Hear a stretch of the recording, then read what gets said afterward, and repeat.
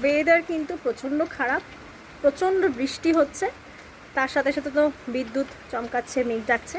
এটা অসময়ে বৃষ্টি, এখন শীতকাল পড়ার কথা, নভেম্বর আসছে।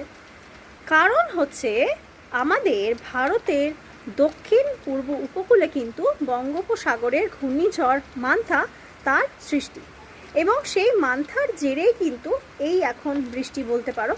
এই মান্থাটি ঘনীভূত হয়েছিল বেশ কয়েকদিন আগে থেকেই, আমরাও সেটা নিয়ে শুনছিলাম। এবং বেসিক্যালি এটা কিন্তু টেম্পারেচার এবং প্রেশার এই দুটোর চেঞ্জেসের কারণে বেসিক্যালি তৈরি হয়।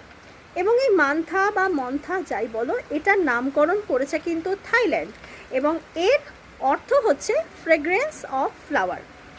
এবং এটি মোটামুটি আমাদের ওড়িশা, ওয়েস্ট বেঙ্গল এবং অন্ধ্রপ্রদেশের উপকূলেই আছড়ে পড়ছে। তোমরা আমাকে কমেন্ট করে জানাও তো, রিসেন্টলি কিন্তু একটা ঝড় যার নাম ছিল শক্তি, এই শক্তির নামকরণটা কারা করেছিল? Thank you.